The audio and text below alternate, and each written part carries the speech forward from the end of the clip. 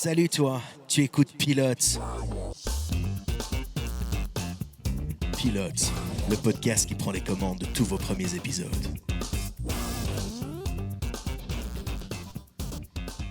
Salut à toi, tu écoutes Pilote, je suis Jack et cette semaine, une fois de plus, nous allons parler séries tous ensemble.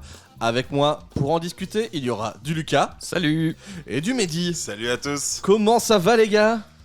Oh, ça va super, ouais. Trop bien. On va parler de séries, on est heureux. De vraies séries. Est-ce qu'on est heureux de parler de celle d'aujourd'hui? Ça, je ne sais pas. Mais écoutez, c'est une série que je traîne dans mes bagages depuis quelques temps parce que Mehdi en fait des blagues récurrentes depuis 3-4 épisodes dans ce podcast. Peut-être même plus, je crois. Peut-être même plus. Parce qu'il n'y a pas si longtemps, je ne sais plus pourquoi, on parlait du Six Feet Under à la française.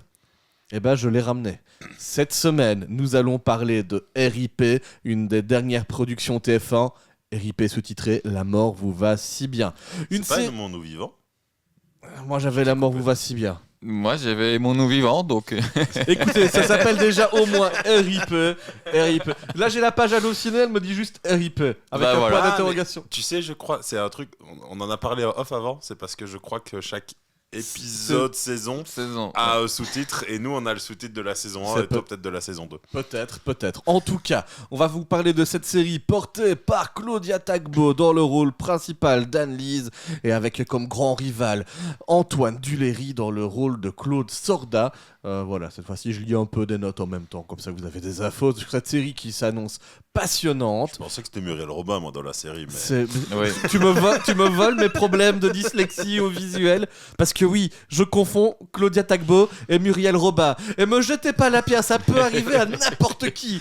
Elles se ressemblent comme deux gouttes d'eau, elles jouent on pareil. aurait tous fait la faute. Elles jouent pareil.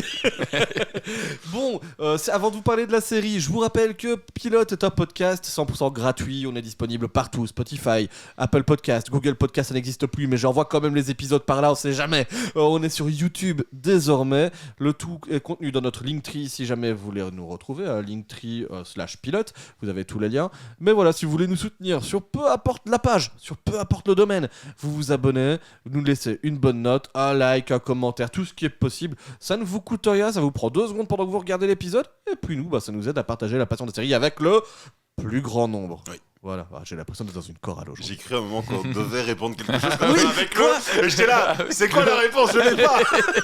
Ah mais j'étais prêt, tu vois, je m'attendais à ce que la foule réagisse en même temps, mais non. Bon, c'est pas grave. On va voir si les gens réagissent au premier épisode de la série dont on va parler cette semaine, RIP. On vous raconte un bout de l'épisode, et puis on vous donne notre avis dessus. Mais tout d'abord, s'il y a un jingle, c'est maintenant. Je me suis trompé de couleur. Voilà, moi aussi avec Claudia Tagbo et Muriel Robin, tu vois, ça nous arrive tous. C'est le thème de cet épisode. Problème de pad, voilà. Mais ça faisait longtemps les jingles South Park. D'ailleurs, merci à eux, ils font du bon travail aux États-Unis en ce moment, South Park. Il y a du bon contenu quand même quelque part. Allez, aujourd'hui, on va parler d'un bon contenu TF1. D'un contenu. Slash RTL TVI, parce que la Belgique aussi contribue à cette belle production avec Claudia Tagbo. Et on va découvrir Claudia Tagbo en train d'animer tout d'abord un groupe de jeunes, des enfants, dans un appartement de Paris bien cossu. On est en train de danser, ça zouk un peu, tu vois, c'est la bonne ambiance de colo. Et puis là, les parents arrivent pendant cette fête d'anniversaire animée par Claudia, qui s'appelle Anne-Lise. Il va falloir que je me mette en tête que c'est Anne-Lise, le personnage. Et où les parents font « Oh là là, mais mon chéri, oh mais regardez-moi ça, mais qu'est-ce que c'est une débauche totale !» Bref, vous savez, Claudia Tagbo, elle est noire, du coup en opposition, on est chez des blancs, riches, nantis. Qui habitent à Paris, qui ont un appart dont ils sont propriétaires donc, visiblement, donc ça. Ils sont racistes. Et donc dès que t'as une personne racisée avec un petit peu de musique latine, tout ça, oh là là mon Dieu, ils sont à nos portes, ils sont dans nos campagnes. C'est le sous-titre de TF1 pour le début de cette série, mais pourtant ça n'est pas le sujet. Bon, on met ça de côté. Claudia Tagbo donc se fait un peu jeter de son travail parce que elle est noire. C'est pas dit comme ça, mais moi c'est ce que je comprends. Moi ce que je comprenais c'était surtout qu'elle enchaînait plein de petits travaux pas très sécurisés, d'animatrice, parce qu'elle ne passe pas par une agence, justement, c'est ce que disaient les parents. On va passer par une agence, si c'est pour faire ça. Mais et donc, c'est vraiment secondaire. Tu comprends bien qu'elle perd son job. C'est ça. Et au même moment, elle a perdu autre chose. C'est ça. Elle perd son papa. J'ai oublié le nom, c'est Louison, je crois, c'est la secrétaire de son père qui lui passe un coup de fil. Et dit bon, Annelise, mauvaise nouvelle, ton papa est décédé. Coup dur. Donc Annelise, qu'est-ce qu'elle fait? Elle file à la maison, non pas la sienne, mais celle de son ex-mari, qui est interprété par Pascal Légitimus. Donc pour lui, tout va bien, une nouvelle série, une nouvelle production. Là, il joue voilà, quinquagénaire un peu bougon, avec une nouvelle femme qui fait voilà, bon, allez, Annelise, qu'est-ce que tu vas nous faire maintenant? Ah, le décès de ton mari. Ah ben voilà, puis t'as même l'ex-femme de son papa, pas de mari. Ouais, pardon. T'as ça, la nouvelle femme de Pascal Légitimus qui s'en mêle aussi en mode c'est vraiment dommage, tu vas comme y aller, tu vas pleurer peut-être. Ouais, même si ça fait en fait des années que tu l'as plus vu et que tu lui parles plus, mais c'est ça. Bref, le couple se mêle de tout. Elle embarque sa fille qui s'appelle Ticia. Direction le générique de l'épisode de HPI, RIP. Non, mais ils font plus que des séries avec des initiales avec sur 3 TF1. lettres. Et pourtant, en plus, ça ressemble un peu au générique de HPI, de Camping Paradis. C'est juste un plan avec le logo coloré, avec une musique petite. Une petite musique sympa, tu vois. On est sur une série qui te parle de pompes funèbres, de croque-morts. Et oui, c'est un peu ça le sujet. Et ça feel good quand même. Hein. On s'amuse chez les croque-morts. Bon. Ils vont dans un village un peu. On est dans le train d'abord. Ouais. On est dans le train. J'allais dire, et pour y aller, ils y vont en train. Donc Claudia, elle est avec sa fille, hein, ça parle de tu te souviens de papy? Bon non, moi je l'ai pas trop connu depuis mes 16 ans, puis qu'il s'est séparé de maman, moi je suis resté avec maman.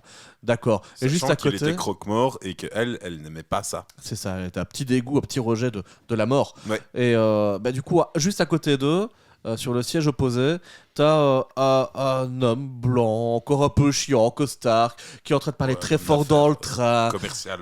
Ouais, c'est vraiment le genre cadre moderne avec plein d'argent et qui est en fait en train de parler fort pour mentir à sa femme. Dit oui, chérie, mais non, mais je vais bien dans cette direction-là. Et puis Claudia Tagbo, elle s'en mêle parce que de toute façon, déjà, ça faisait chier que le gars parle très fort. Mais du coup, tant qu'à faire, autant voir Claudia qui hausse le ton, Annelise, pardon. Tout ça pour faire sa crise personnelle à elle où elle dit bah oui, mais vous les avez, vous trompez toutes vos femmes et puis c'est toujours sur Annelise que ça retombe. Donc d'accord, madame. On a Premier moment vraiment gênant de l'épisode. Un peu gênant, tout à fait. Alors, c'était gênant déjà avant. Mais... Donc, mais là, on monte d'un cran. Quoi. Ils arrivent dans le village, comme Mehdi nous l'a présenté. Petite bourgade française de province. C'est joli, c'est mignon, c'est plus belle la vie. J'ai déjà oublié le nom, mais c'est vraiment le nom typique de village perdu dans le fond de la France. Quoi. Oui, je connais pas trop la France, du coup. Je connais le nord, mais pas trop. J'ai l'impression qu'ils sont un peu dans le sud parce qu'il y a du soleil partout dans cette partie-là, alors que quand elle est dans le nord, c'est pas le cas. Je ne sais pas. C'est peut-être en été. Hein. C'est peut-être en été. En tout cas, elle se déplace avec la voiture de Croque-Mort. Et oui, parce qu'elles ont récupéré la voiture du père qui les attendait. Donc là, à chaque fois que tu as des plans de transition dans le village, elle se balade avec la voiture. Annelise et sa fille Ticia, et à chaque fois on a des voix off d'elle en train de parler pour faire des transitions où t'as la fille qui a des phrases bateau de type oh mais maman c'est trop la gêne quoi, oh cette voiture c'est la ton, et c'est on va pas aller là-dedans quand même dans le corbillard. Vous voyez le cliché de l'adolescente quoi, donc c'est à chaque fois des phrases bateau, mais elles sont pas en bateau, elles sont en corbillard, elles arrivent à la maison du deuil. La maison du deuil. C'est le nom de l'établissement de son père, où là elle est accueillie par Louison qui l'amène dans le bureau. Enfin voilà, c'était ici que ton papa travaillait. Bon, je te présente un de ses assistants, son thanatopracteur. Et justement, comme Mehdi a eu du mal à le dire, Ticia aussi, elle va faire quoi, thanatopracteur? Ah bah non, c'est rigolo, il y a eu 6 syllabes dans le mot, c'était trop compliqué. C'est ça, qu'est-ce qu'on rigole. Donc là, le personnage du thanatopracteur est incarné par le papa de Kevin... Non, c'est comment? C'est Guy Soda. C'est Guy Lecluise, qui est dans toutes les productions françaises aussi depuis très longtemps. Il était dans Camping, notamment avec Franck Dubosc. Je vais vous reparler de Camping dans cet épisode parce que je crois qu'on touche au camping-verse. Mais je m'avance. C'est comment l'acteur qui a joué Aladdin? Les films Aladdin. Kev Adams. Voilà, Kev Adams. C'était le papa de Kev Adams dans Soda aussi. D'accord, waouh. J'ai esquivé pas mal de choses pendant mon adolescence, j'ai pas vu ça. Ah, Soda, c'était le Camelot des enfants des années 2000. Waouh, le traumatisme. Du coup, Guy Lecluise, je vous le présentais, il s'appelle Sylvain dans cette série, c'est le thanatopracteur, et lui, il est habillé en très chasse, très pêche. C'est bizarre parce que tu le vois. T'as l'impression que tu lui mets un fusil entre les mains. La seule chose qui dénote, c'est son petit foulard bleu brillant qu'il a en plus. Je sais pas, il est entre la cage aux folles et le chasseur. Bref, il arrive, il fait « Ah oui, Annelise, ravi de te rencontrer. Allez, viens, je te présente ton papa. » Là, on arrive dans la salle d'embaumement, je ne sais pas comment on appelle vraiment ça, mais on voit son père qui est habillé en Louis XIV. Et voilà, moi, ton père, c'était le seigneur de ces lieux, c'était le roi de son domaine, j'ai voulu lui rendre hommage. Bon, c'est un peu trop, là, frère. On va se calmer. Donc, Annelise lui demande de rectifier ça, et lui, il est un peu vexé dans sa créativité. On apprend aussi que finalement, quand on passe la découverte du papa, qui est incarné aussi par, lui, j'ai oublié son nom, je ne l'ai pas, il n'est pas noté sur Allociné, là, parce que j'ai la page sous les yeux. Ouais, c'est un tout petit rôle, là. Mais c'est le papa aussi de Qu'est-ce qu'on a fait au bon Dieu ? Ah oui. Oh. T'es sûr ? Ah oui, je l'ai reconnu. Mais pareil, il est signé TF1 aussi, à mon avis. C'est rôle récurrent. Donc figuration récurrente. Et là, du coup, il dit pas grand-chose. Hein. Il est net. Il est net au sol. Ce serait pas la même série s'il parlait, quoi. Non, c'est pas le cas. Donc voilà. Et là, Annelise, elle est bien embêtée. En gros, on lui dit que ne t'inquiète pas, l'entreprise familiale va être revendue. Il y avait un deal avec un ancien apprenti de son père, la famille Sorda, avec le. Et d'ailleurs, c'est eux qui vont même gérer l'enterrement. C'est ça. Parce que il y a plus grand monde qui travaille à la maison du deuil. De toute façon, il n'y a plus que les 2 personnes qu'on a vues. C'est ça. On comprend que dans la succession, la petite Ticia, vous avez vu, elle trouve que les voitures de Croque-Mort, donc les Corbillard, elle trouve que c'est trop latéon. Donc en plus, faire le métier de Croque-Mort, jamais de la vie, maman, quoi. Oh là là, la loose. Donc, et puis la fille dit à la maman, mais si on revend, c'est à qui va l'argent ? C'est à qui va l'argent, elle dit. Qui va l'argent ? Chez vous aussi, répondez. Là, on va vous mettre les propositions. Chez qui va l'argent ? Réponse A, chez maman. Réponse B, ça disparaît et ça va dans les poches de l'État. Réponse C, ça va chez les Sorda. On va le voir bientôt. Eh oui, réponse à la fin de l'épisode. C'est un peu le cœur de l'épisode. C'est à qui va l'argent. Alors donc, on va le découvrir bientôt parce que dans un premier temps, Annelise, elle se dit ça va mettre du beurre dans les épinards, moi je revends ça, t'inquiète pas. Ticia, tout va bien se passer, on ne restera pas ici, c'est que temporaire. On va découvrir juste avant d'aller à l'enterrement, la maison du père, hein, où en fait c'est vraiment la petite maison de village où rien n'a changé. Ça sent bon la nostalgie. Il y a énormément de photos de Annelise qui n'était plus beaucoup en contact avec son papa. Non, on l'a dit, depuis ses 16 ans, elle l'a quitté. Et malgré tout, il y a plein de photos d'elle, etc. Donc c'est quand même le papa, il parlait souvent d'elle. Je tiens à vous rappeler aussi que elle dit elle ne l'a plus vue depuis ses 16 ans dans l'épisode. Et à un moment donné, quand Louison, on va dire la secrétaire de la maison du deuil, l'accueille, ça fait bien 20 ans qu'on s'est pas vu. Donc imaginez-vous que Claudia Tagbo doit avoir un peu moins de 36 ans dans l'épisode. Elle doit même avoir plus. Hein. Si je suis la timeline du truc... c'est au moins 20 ans, c'est peut-être même plus. Elle a dit un peu moins de 20 ans dans l'épisode. Un peu moins. Donc ça fait grand max 36 ans pour le personnage d'Annelise, Claudia Tagbo. Peut-être qu'elle a vu Louison, mais pas le papa. Je sais pas. Mais du coup, faut se dire qu'elle se chamaillait jeune avec le personnage de Claude Sorda, Antoine Duléry, qui lui en fait plus 60-70. Oui, grosse cinquantaine en tout cas, ça c'est certain. Problème de choix d'acteur. Mais il a pas 70 ans. Pour moi, c'est quelqu'un qui a plus la grosse cinquantaine. Ouais, dedans. Il a 66 ans, l'acteur. Hein. Ah oui, mais quand même. Oui. C'est pas septantaine. Il est plus proche des 70 que des 60. Et Claudia Tagbo en a 52. Donc voilà, je sors les infos. Donc un casting très, très TF1. On va prendre des gens très âgés pour jouer des rôles d'âge moyen. Ils ont de l'expérience. Ouais. Qui dit expérience dit bon acteur, non ? Soit, on digresse. On digresse. On découvre la maison et là, Mehdi vous l'a dit, on voit les cas, des photos, c'est la nostalgie, mais t'inquiète pas, Ticia, on va pas rester ici. Ticia qui est quand même vachement contente parce que la maison a un jukebox et Claudia Tagbo a une de mes répliques préférées de l'épisode. Ah, t'as cru qu'on était dans la maison de la famille Adams ?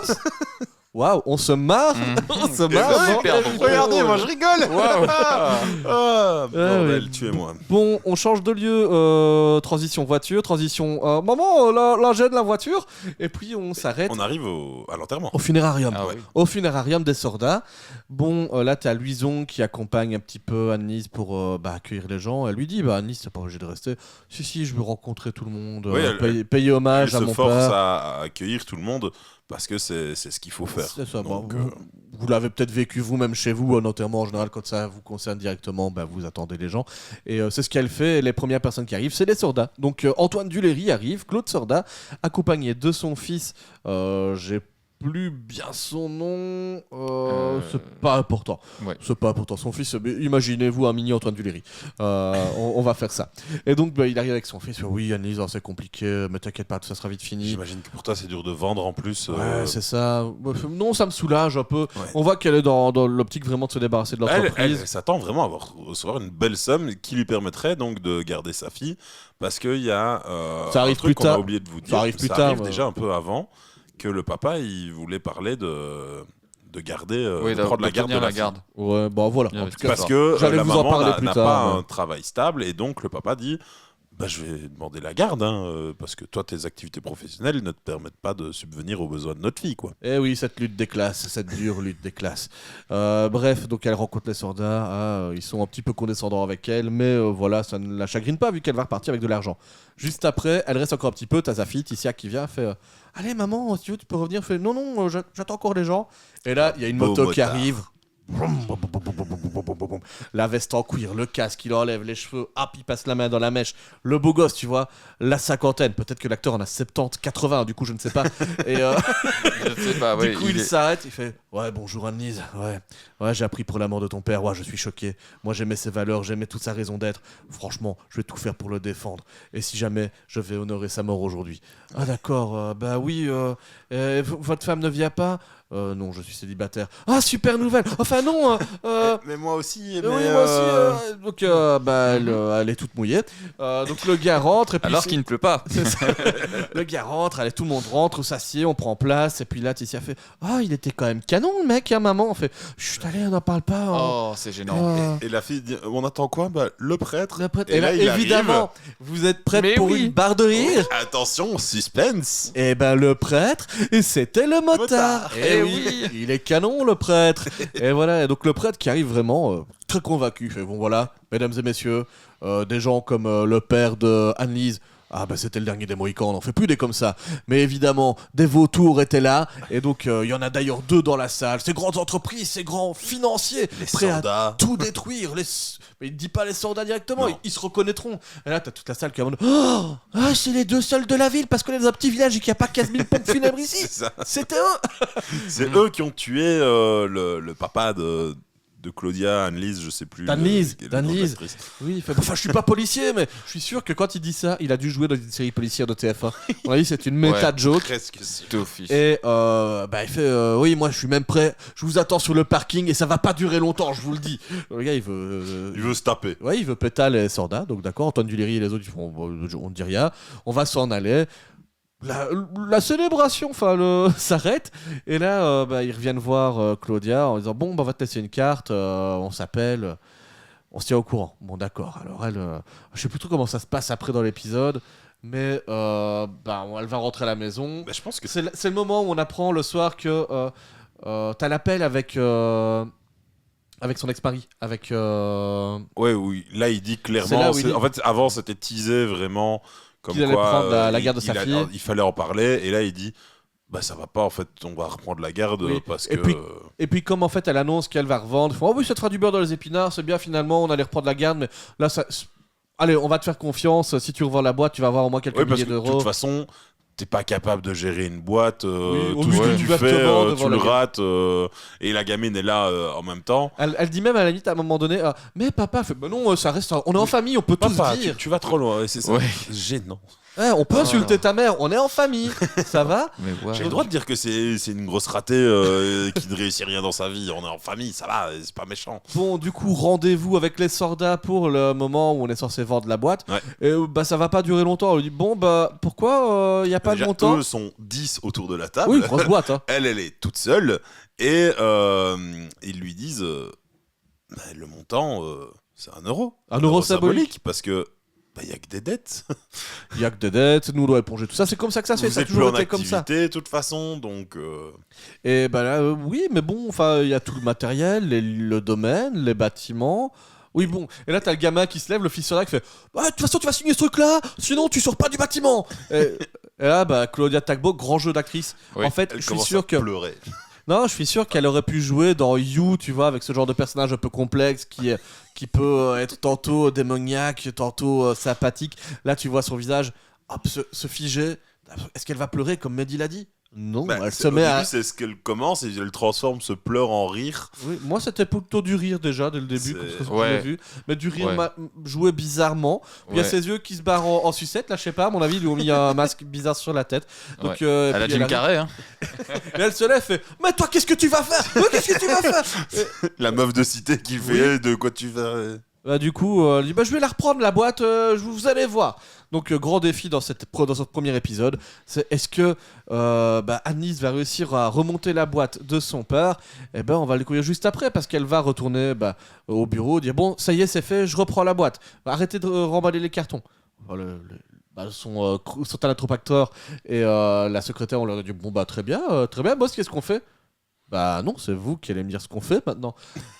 Parce qu'elle est vraiment nulle part, Anisa. Je vous rappelle, au début de l'épisode, elle était dans le centre de Paris pour... Elle faisait des cours de danse, quoi. Des animations d'anniversaire. C'est ça, pour la bourgeoisie. Donc, c'est pas gérer des boîtes. C'est pas son... D'ailleurs, tout le monde n'arrête pas de lui dire, tu sais pas gérer Annelise. Elle va essayer, elle fait, mais qu'est-ce que je dois faire ? Donc, elle dit, bon, d'abord, il faudrait des porteurs. Parce qu'ils en ont plus, ils sont tous partis chez les soldats. Donc, mais pour avoir des porteurs, il faut de l'argent. Pour avoir de l'argent, il faut avoir des morts. Mais si on n'a pas de morts et qu'on n'a pas de porteurs, on n'a pas d'argent. Vous voyez le serpent qui se mord la queue ? Bon, d'un côté, sa secrétaire lui dit en fait, on a quand même un peu de réserve, on peut voir, allez, on peut embaucher. Mais il faut du personnel qualifié. 4 porteurs. Et là, c'est la séquence de l'épisode où on va les découvrir. 4 porteurs qualifiés. Bon, déjà, Annie. Il y a un petit truc au débbu où la secrétaire dit mais il n'y a personne qui veut travailler chez nous. Ouais, j'étais en train de. J'allais l'expliquer. Ouais. Pardon, Mehdi. On se coupe. Et donc, Annelise dit ouais, mais vous inquiétez pas, je vais trouver, on va changer l'annonce. Je peux voir l'annonce. Donc, oui, on a engagé Cherche diplômé en sociologie avec expérience, machin. Elle fait, ça fait peur. C'est pas comme ça que tu vas avoir. Et donc, Annelise, parce que ça, c'est aussi la plus-value TF1, c'est que t'as quand même de l'animation 3D dans cet épisode. C'est qu'on la voit écrite, tu vas aller sur l'ordinateur, t'as le pan gauche de l'écran qui devient son écran en même temps en surbrillance là. Cadre familial, recherche personne pour métier en pleine expansion. Venez, c'est fun. Et là, elle fait non, qui est-ce qu'on va avoir comme ça ? On va avoir le téléphone n'importe qui. Oui. Et direct, parce que la secrétaire lui dit on n'aura jamais personne. Direct, paf, elle décroche. Salut, c'est qui ? Salut, c'est Jean-Claude. Et Jean-Claude, il vient demain. Ok Jean-Claude, on se voit demain. Donc déjà on a un premier qui veut bien venir. On le découvrira un peu plus tard. En attendant de recevoir des gens, elle va se déplacer, elle va retourner voir le prêtre pour lui demander si elle n'a pas quelqu'un. Et devinez quoi, on arrive dans l'église. Derrière l'église, qu'est-ce qu'il y a ? Non, on cache pas des gens parce que c'est pas la Seconde Guerre mondiale. Non, on a une salle de boxe, mais dit carrément. Oui. Parce que le prêtre, il vient du Fight Club à mon avis. Et tu le vois, et elle avec son petit short moulant, la torse-poil dégoulinant. Annelise, elle a le filet de bave, elle a la langue qui frétille. On en est là quoi. Elle fait, le prêtre. Et puis il fait salut Annelise, qu'est-ce que je peux faire pour toi ? Et j'ai besoin de quelqu'un. Bon t'inquiète, je vais te présenter mon frère. Mon frère, il est un peu bizarre. C'est son cousin, je crois. Son cousin. Ouais, Fredo. Je vais te présenter mon cousin Fredo. Lui, c'est Philippe Lelouch en plus, donc on est vraiment dans le TF1 verse. Et bon, écoute, avec lui, avant que je ne sois prêtre, on faisait les 400 coups. On se tapait vraiment toutes les nanas jusqu'au jour où ça a dérapé.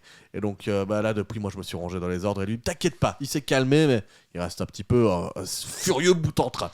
Ok, donc là, le prêtre, il va prendre sa douche. Annelise, elle est trempée de voir le prêtre aller à sa douche. Elle veut le suivre, mais... Elle fait, Ah oui, c'est vrai. Quand même un peu de recul, on reste quand même sur TF1. Ouais, mais elle parle quand même de Ken avec à un moment donné. Oui, c'est pas... il dit, je ferai tout pour toi. Oui, mais pas Ken quand même. Ou un truc comme ça, tu vois. Il y a un truc de... Elle lui dit, je sais plus quoi, et puis elle fait, oui, non, mais pas sexuellement, hein. Enfin... Ouais. On pourrait, mais... C'est gênant, c'est très gênant. Comment, Lucas, c'est gênant, malaisant, comme disent les jeunes. Oh là là. C'était quand même... Moi, je rigolais, c'était potache. Oh là là. Donc, on découvre encore un autre gars le lendemain, puis on avance un peu dans le temps, on va découvrir une femme qui se présente, vraiment dure, tu vas faire, oui, moi... je pense que cet emploi, il le faut absolument. Et en fait, tu te rends compte que y a un quiproquo parce que elle est astite. Annise fait passer d'astite à croque-mort, c'est un peu, enfin un porteur, c'est un peu bizarre. Mais non, c'est pour mon fils qui est dans le fauteuil. Qui était en train de jouer avec tu sais pas quoi dans le fauteuil. Il joue à League of Legends à mon avis. 29 ans et sa mère veut qu'il se barre de chez elle avant ses 30 ans. Mais il sait faire les maths parce qu'il fait coucou, il me reste un an. Oh, ça c'était drôle aussi. Merci Samuel Bambi pour cette belle performance dans l'épisode. Quel grand humoriste. Et oui.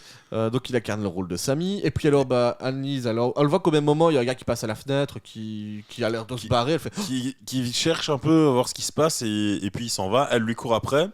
Elle l'arrête. Mais non, je dois pas être au bon endroit. Elle dit, ouais, mais. En fait, lui, tu l'entends pour l'offre d'emploi. Il fait, oui, c'est ça. Ouais, tu l'entends radoter. Il est vraiment en mode, on m'a encore arnaqué. C'est quoi ces gens malhonnêtes qui font des fausses offres? Il dit, ça doit pas être ici le cadre familial. Elle fait, ça, si, c'est bien ici. Oui, c'est ça. Et puis il fait, bah non, jamais de la vie. Il fait, mais vous, c'est Jean-Claude? Oui, je m'appelle Jean-Claude. Et puis là, elle se marre aussi. Jean-Claude, jamais de la vie. Oui, parce que le gars, il est un peu maghrébin. C'est ça. Donc voilà. Et on offre au nom pour avoir des offres d'emploi. Parce que sinon, le racisme en France fait qu'il n'a pas de travail. Et ça, je peux le comprendre. Mais qu'est-ce que c'était drôle, amener comme ça. Ah là là, donc finalement, il va rejoindre la boîte. Donc là, on en a deux. Le troisième, il arrive un peu après. On découvre du coup Philippe Lelouch qui chante Et mon nous vivant avec une tête de mort. À un moment donné, c'est gênant, mais bon, elle le prend aussi. De toute façon, il leur faut 4 personnes. Sauf que là, si on a bien suivi les comptes, ils sont 3. Ils sont 3. Entre-temps, on sent que les choses ne vont pas se faire parce qu'en plus, la boîte d'Antoine Duléry, la boîte des soldats, décide de mettre des bâtons dans les roues d'Annelise en publiant des faux avis sur les réseaux sociaux, sur Google. Quasi 300 avis. Du coup, ouais, c'est ça. C'est énorme. C'est des bots. Donc là, quand elle rentre au bureau, on lui dit ça n'ira jamais, Annelise. En fait, il n'y a que des avis négatifs. Oh là là, les soldats, qu'est-ce qu'ils sont filous. Ça, c'est pas très sympa. Et donc, elle va quand même finalement rentrer. Elle va se dire, ça va jamais marcher. Elle rentre voir sa fille, sauf que sa fille, elle est plus là parce qu'elle est repartie avec son père. Parce que finalement, elle voit bien que sa mère va faire la boîte de croque-mort. Elle veut pas de ça. Donc le père l'embarque. Et là, dans la voiture, ils sont un petit peu désobligeants vers la maman. Ils disent, oui, allez, de toute façon, on n'aurait jamais réussi. On fait bien de ramener Ticia avec nous. Et Ticia fait, vous pouvez vous arrêter un instant. Puis elle sort, elle se barre de la voiture. Et puis la belle-mère de Ticia en mode, mais cette fille, c'est vraiment comme sa mère. Oh là là. Elle en a tous les mauvais côtés. Ouais, donc on a... Et elle revient et elle dit à sa maman, tu vas le faire. Sauf que entre les deux, normalement, il y a une scène que t'as zappée, je crois. Non, je l'ai présenté. Mais ça se fait avant, ça, parce qu'il me semble que la scène où la fille s'en va, c'est le jour de l'ouverture officielle. Est-ce que la chronologie de cet épisode est si importante? Mais du coup... Parce qu'à un moment donné, elle va revenir au bureau, encore une fois, avec une... Elle est en voiture. Oui, il y a une voiture queue de poisson. Qui la dépasse à une vitesse grand V, qui roule comme sur un rallye, quoi. On est à ça de l'accident, on est à ça. Même moi sur GTA, je roule mieux qu'elle. Et tu joues encore à GTA, Mehdi? Non. Ah, voilà. Même moi, quand j'avais 13 ans, que je jouais à GTA. Et donc oui, quelle est cette dingo? C'est sa future employée, parce qu'elle arrive à son bureau, elle fait, mais madame, vous êtes folle. Oh, oui, mais vous aussi, vous rouliez pas très vite. Vous roulez trop lentement. On rigole. Mais vous êtes qui? Moi, je viens postuler pour l'emploi. Jamais de la vie. Et puis là, la secrétaire lui dit, non, mais elle a quand même un gros CV. Et avant, elle travaillait chez les soldats. C'est ça. Bienvenue. Oui, parce qu'elle vous êtes embauché. Elle s'est barrée parce que les soldats, ils sont pas très sympas. Non. Donc voilà, ça va devenir une petite employée rivale des soldats. Donc on se retrouve avec tout le monde au bureau. Oh là là, mais... Et c'est le jour de l'ouverture officielle. Oui, mais il y a personne. Il faut attendre que les gens meurent. Ça prend du temps. C'est un peu embêtant. Donc là, on se rend compte que l'équipe est complètement désordonnée. Ils se tirent un peu dans les pattes les uns des autres. Annelise, elle trouve que Bambi, il est débraillé, que Nasser, donc ça c'est Jean-Claude Nasser, parce que on rigole parce qu'avec ses origines. Et donc Nasser, lui, il est habillé, il est tiré à 4 épingles parce que c'est vraiment un beau gosse. Mais s'il soulève un truc, il y a tout qui va péter. La jeune femme qui roule comme une dago, là sa jupe qui est trop haute. Bref. Et Annelise, elle est habillée comme un fond de cercueil. Donc, mais surtout avant, tout ce que Jack a dit là, elle leur dit en face, en s'énervant, genre, bien manager toxique. Oh oui, c'est scandaleux. Cette scène m'a énervé personnellement. Ouais, moi aussi. Tu ne dis pas ça à tes employés. Personne la reprend et elle est montrée comme quelqu'un de bien dans tout l'épisode. La fille la reprend quand même en mode je te permets pas de parler de la taille de ma jupe. Et après sa longue tirade sur les vêtements de tout le monde, elle finit quand même par lui dire l'autre ouais mais c'est pas en t'énervant sur nous qu'en fait les clients vont venir. C'est ça. Et du t'as coup, le droit d'être stressé, enragé, etc. Cet instant est l'acte fondateur d'une grande famille. C'est ça. Et oui, on sent que malgré leurs différences, ils vont devenir amis et affronter la mort pendant la vie. Oui, parce qu'à la toute fin de l'épisode, eh bien au final, il y a quelqu'un qui les appelle. Ils ont un premier client. Et tu sais quoi aussi, Mehdi ? Eh ben là, sa fille, elle revient avec elle parce qu'elle croit en sa maman. C'est ça. Ouais. Après que le papa et la belle-maman, ils ont fait de toute façon, c'est qu'une incapable. C'est ça. On est à une demi-heure d'épisode. Je pense qu'on peut s'arrêter là. On a donné toutes les clés trop long, déjà. Pour plonger c'est long. dans le premier épisode de RIP. La mort vous va si bien ou aimons-nous vivants ? On sait pas trop en fait. Aimons-nous morts peut-être au final. Aimons-nous, c'est déjà la plus belle des choses. Mehdi, je te laisse mettre un petit jingle pour qu'on passe à la suite. Yes, no, maybe. J'ai peut-être fait exprès sur celui-là. Là, il a tué les oreilles de tout le monde et on a perdu les auditeurs pour cet épisode. J'ai oublié que ça allait si fort que ça. Oui, merci Mehdi. Mais ça, je peux pas le rattraper au montage. C'est ça qui est beau. Oh, trop bien. Bon, c'est pas grave. Mais tu veux qu'on fasse un cut au montage ? Non, bah non. Bah non. Ça prend déjà beaucoup de temps de faire tout le taf de post-prod. Je vais pas faire ça en plus. C'est pas grave. Alors, du coup, fin d'épisode. Mais qu'est-ce que vous en avez pensé ? Qu'en a-t-on pensé ? Tout d'abord, je vais donner la parole à celui qui a vu l'épisode le plus parmi nous. Je commence à... Vous avez senti que mon français commençait à se faire la malle. Parce qu'il se fait la malle vers Mehdi. J'attrape ton français n'ayant pas de français chez moi non plus. Non, bah c'était une horreur. Hein. Jack me l'a fait regarder 2 fois. J'ai eu la malchance de devoir le regarder il y a plus d'1 mois. J'ai eu la chance de l'oublier. Et puis de nouveau, il me l'a fait re-regarder pour cette semaine. Non, c'est pas bien. Ne perdez pas votre temps. C'est une série qui est là pour remplir des cases sur TF1, avoir du contenu à diffuser entre des pubs. Parce que c'est devenu ça TF1. Et franchement, perdez pas votre temps. Il n'y a rien à sauver là-dedans. C'est pas bien. Lucas, est-ce qu'on n'est pas face au Mehdi qui dénonce ? On est face au Mehdi qui prend position. Je prends position. Non, franchement, il n'y a rien de bien. Le scénario est éclaté, les dialogues sont éclatés, le jeu d'acteur est éclaté. Il n'y a rien de bien là-dedans. Franchement, moi, je vous le dis. Tu sauves rien du tout ? Je ne sauve rien. D'accord. Peut-être le générique qui était sympa. Parce qu'il était court et qu'on l'a oublié très vite. Parce qu'il a mis fin à l'épisode. Le générique de fin, tu veux dire, c'est ça. D'accord. Lucas, toi, t'en as pensé quoi ? Bah, c'est pas loin, à mon avis. Franchement, ça m'a énervé de regarder ça. Parce que je me suis dit, il y a vraiment des gens qui font ça et qui vont dormir tranquillement le soir, quoi. Qui commettent ça, tu vois. Mais j'exagère même pas parce que j'ai regardé qui étaient les 2 scénaristes, donc Varante et Pawn. C'est des pseudonymes, ils s'appellent Varante Soudjian et Thomas Enland. Et Varante Soudjian et Thomas Pawn. Ouais, mais Pawn, c'est un pseudonyme, justement. Écoute, il se cache derrière ce pseudonyme. Voilà. Pourquoi il se cache d'ailleurs ? Il se cache vraiment. C'est pas une exagération parce qu'ils ont eu des affaires judiciaires, ces 2-là, ensemble. Oh, Mehdi, est-ce qu'on serait pas face au Lucas qui dénonce ? Mais oui.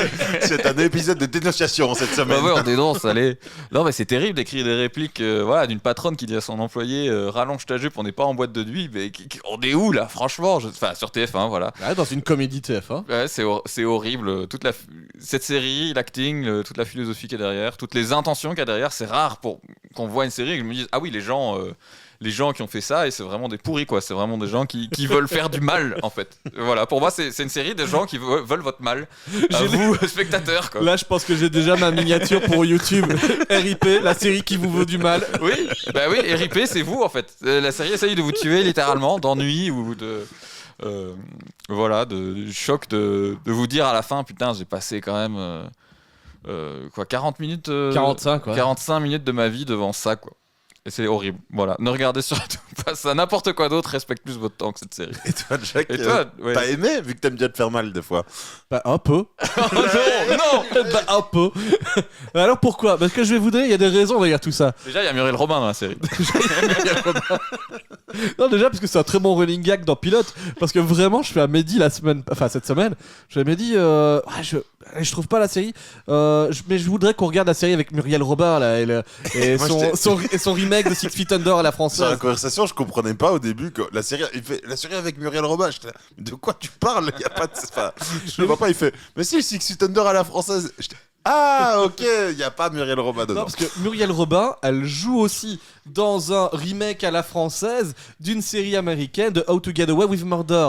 La série avec la prof d'université qui a des élèves. Oui, il y a la même chose en version française aussi sur TF1 en ce moment. Beaucoup de profs d'université ont des élèves, mais ça, c'est un détail. Mais pareil, c'est à l'étude des scènes de crime, etc. Oui. Enfin, tu vois, Puis ces élèves sont impliqués dans à la française, donc j'imagine qu'elle doit rattraper la boîte d'une famille, etc. et qu'elle doit affronter le gros adversaire méchant qui est juste un homme blanc avec plus d'argent qu'elle. Il doit y avoir un truc comme ça, c'est une série TF1. Mais bon, bref, ça c'est le point de départ de mon choix de série. Dis Lucas, est-ce que Jack ne serait pas en mode je dénonce? Je dénonce aussi, je n'ai pas peur. Arrêtez-moi. Mais du coup, on parle de cette vanne-là, mais en fait, il n'y a pas si longtemps aussi, je suis tombé pendant les fêtes de Noël, c'est le moment où je prends mes congés, je suis dans mon salon avec Sarah, on ne sait pas quoi faire, je laisse TF1 streaming, parce que j'ai pas la télé chez moi, j'ai plus que du streaming, mais tu peux voir quand même un peu la TV en continu dessus, et il y a eu un double épisode de téléfilm de Noël, fait avec vraiment, encore une fois, c'est le All-Star de TF1, quoi. Vous avez tous ces acteurs-là, ils sont dedans aussi, et c'est juste un supermarché qui va fermer. Je crois que c'est un faux Galerie Lafayette, et il faut faire venir un bus de Chinois pour essayer de sauver le truc, parce que les Chinois ils achètent tous les trucs. Voilà. Et tu vois juste un défilé de sketchs entre gens connus qui ratent toujours tout ce qui est possible de rater, mais au final tout est bien qui finit bien. Donc c'est vraiment le même niveau, c'est le même style de réal, c'est le même style de réplique, et j'avais bien aimé.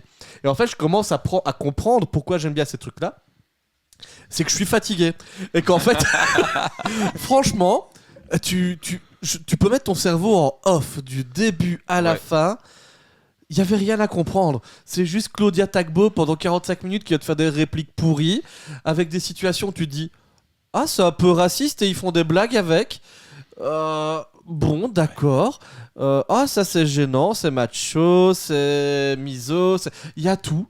Tout est là pour faire de l'humour. Et en fait, quand t'es fatigué, que t'es dans ton canapé, il est 23h, et que ça fait déjà 2 heures quand t'es double daron, que tu devrais être au pieu en train de dormir, ton cerveau il a plus de neurones, et tu fais par moment il a lancé une carte visite et elle est tombée par terre. Et donc voilà. En fait, c'est vraiment, tu sais, comme toute cette vague de films des années 2000, les buddy movies, ou pas les buddy movies. Les scary movies. Non, oui, en fait, je veux venir à ça, c'était quand même drôle. Non, ça allait pas. Revoilà. Moi, j'aimais bien quand j'étais petit. En fait, c'est la partie importante de la phrase, je crois que c'était quand j'étais petit. Ouais, tous ces films un peu raw high, tu vois, les trucs où tu regardais un peu défoncé ou un peu teenage rigolo potache. En fait, c'était drôle quand t'avais bu un verre avec tes potes et que t'étais gamin. Je ressens le même truc avec cette série-là. C'est-à-dire que quand je suis fatigué, que mes neurones vont plus, que tu me tirerais sur mon doigt en disant prout, je rigolerais.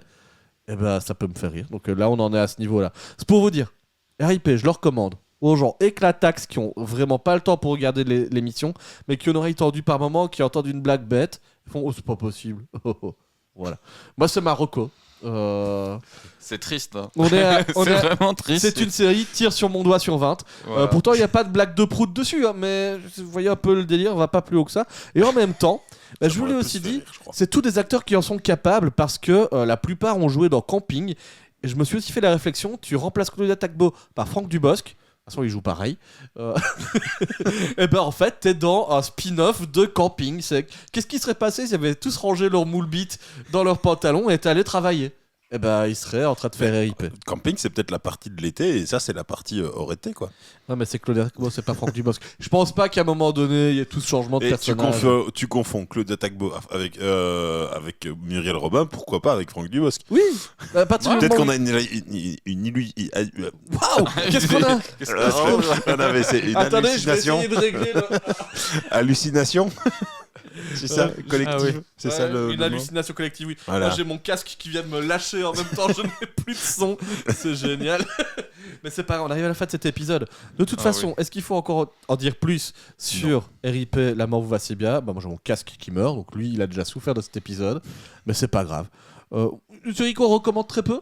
Pas du tout. On ne la recommande pas. Non, fuyez. Sur Allociné, je vois les notes, j'en profite. 2,6 sur 5 par la presse. Les spectateurs étaient un peu plus cléments, 2,9. Voilà. Pour nous, pas plus. Certainement moins. Certainement moins. Voilà. Parce qu'on dénonce, nous, dans Pilote. Allez.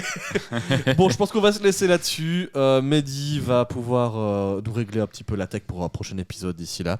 Toi aussi, t'as des problèmes de casque ? Ah, j'entends plus rien, moi. Voilà, tous les casques qui sont en train de se défoncer. Super. J'espère qu'en fait, à l'audio, ça va bien. On va vérifier la technique. Mais oui, ça va. Je vais devoir faire de la post-prod finalement sur cet épisode. Allez. C'est pas grave. C'était Jack, c'était Lucas. C'était Mehdi. Il s'en souvient, c'est parfait. Moi j'ai peur, il va appuyer sur un jingle. Oh là là, je sais pas ce qui va se passer. Nous on vous dit à la semaine prochaine avec un autre épisode où on vous parlera, cette fois-ci je peux voir dans l'avenir. On vous parlera de la série de Mehdi. Darwin Incident. Voilà, des incidents. On va voir si on a un nouveau.